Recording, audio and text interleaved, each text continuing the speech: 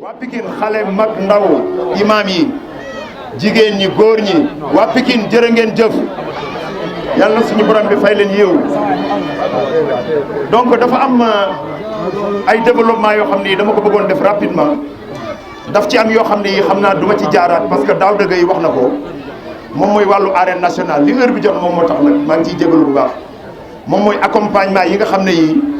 bi ñu ko diggee waroon na fi am gis ngeen document bi kii mooy projet initial bi ñu joxoon ne dañ doon defar arène nationale li ñu waxoon yëpp ne moom mooy accompagner arène nationale bi mu nekk ci biir document bi amul tey jii ci arène nationale bi soo leen paree bu leen neexee mën naa leen ko wax kii mooy document initial bi donc Daouda wax na Mame Matar wax na par rapport ak commissariat bi mais dafa am lu xew bu combat amee ba pare loolu ñuy wax simol loolu wax dëgg yàlla simol loolu sonal nañu trop donc ñoo ngi ñaan service de sécurité yi li ñuy wax simol ñu taxaw ci ban ko arrêté beneen bi moom mooy lii ñu jàkkaar loolu suñu place publique bii le maire de la commune Amadou Diarra dafa ñëwoon defar fi place publique bi mu doon idée bu génial bu extraordinaire population yëpp bëgg ko ñëpp ñu ñeeñu dañ ñoo ñeewoon ci ku romb nañu seen maire bi il a très bien fait fii mu def fi ay lumières yu doy mais wifi bi dem na lumière yi dem na léegi place publique bi dortoir lañ ko def tey ci suba bi ma jullee ba pare fële laa tàmbale ma ne naa vérifier waat parce que dama daan compter 10 à 15 tey malheureusement 8 laa fa fekk yoo xam ne dañu tëdd banque fii fële laa commencé ba fii 8 personnes ñoo fi fanaan peut-être que heure bi ma doon jóg sax am na ñoo xam ne dem nañu donc c'est un appel monsieur le maire fii dañ ko war a assainir parce que pour ñun la te ñun ñemeetuñ fi dañ ko seexlu léegi s'il vous plaît monsieur le maire ñëwal nga jàppale ñu sa idée bu génial boobu dañu bëggoon nga pérenniser ko nga jàppale population bi pour loolu mu mën a régler liñ ci bëgg moom mooy garab yii dafa xumb ba nga xam ne day nëbb donc ñu mën ko élaguer parce que dañu gis ne amul bëriwul njariñ trop mais ñu koy élaguer di ko defar ba mu jekk beneen bi moom mooy ñu def ci lumière bu doy parce que leeraay li daaw dëggee doon wax bu leeraay amee rek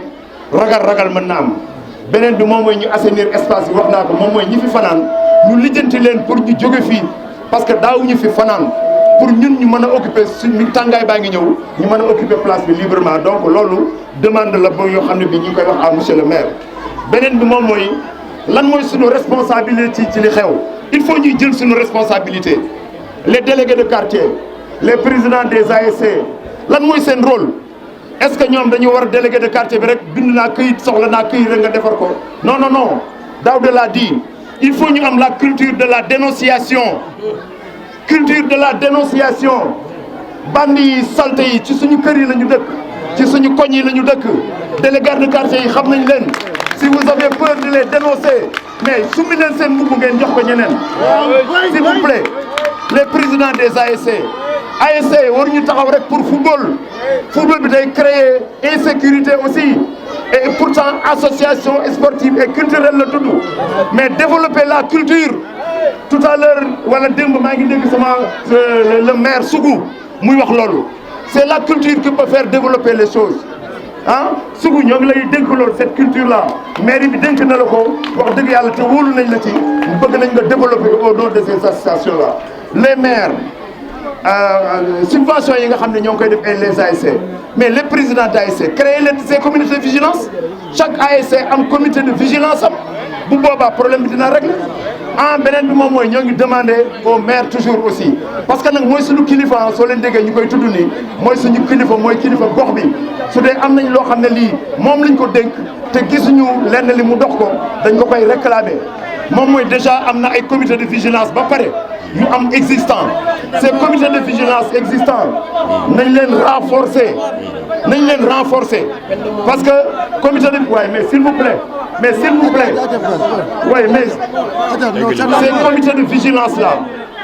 ces comités de vigilance là wax nañ leen renforcer parce que comité de vigilance yi dañuy am recruter 100 maisons yi 20 yi ñooy fay donc ñoom aussi 3 employés la ñu mën a am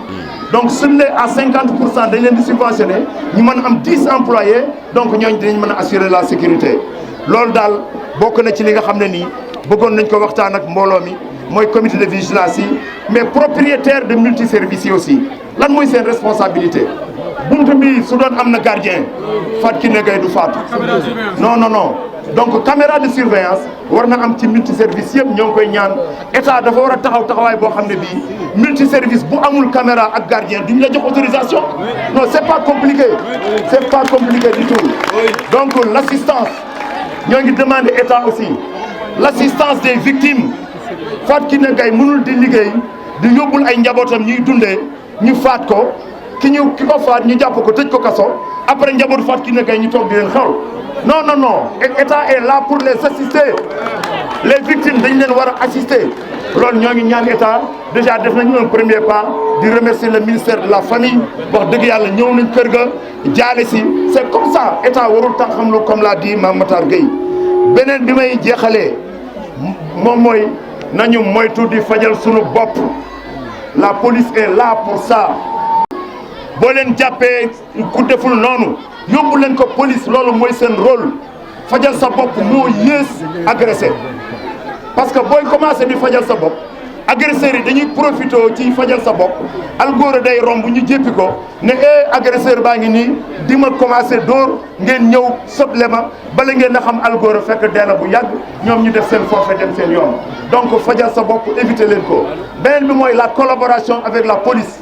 il faut collaborer avec la police ñii dañ fi nekk pour ñun ñeme leen alkaati yi mais ay nit lañu comme ñun suñu kër yi la ñuy juddoo suñuy mbokk lañu suñuy rakk lañu suñuy frère lañu seen liggéey moom mooy ñu assurer suñu sécurité suñu gisee lu dul yoon nañu dem wax ko alkaati yi ñii dañu leen war a jege c'est la police de proximité dañu leen war a jege jàppale leen ci li ñuy liggéey dama bëggoon benn standing ovation police parce que man police dañ ma génne ci affaire yi rapidement dinaa maa ko njëkk a découvrir man maa taxaw fii ci bunt bi woo police woo sapeur pompier mais enquête nañ ma fi enquête yu métti mais su feeñu loon ba tey maa ngi ci enquête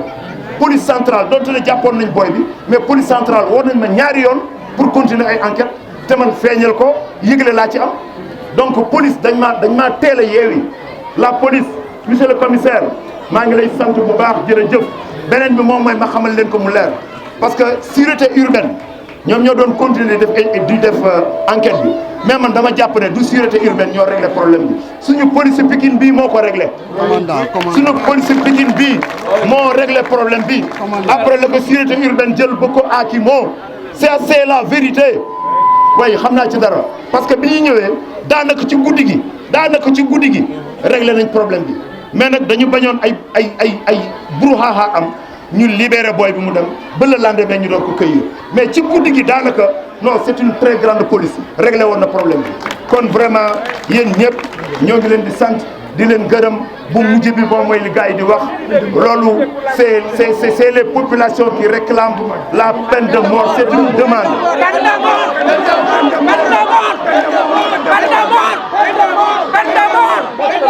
Peine de mort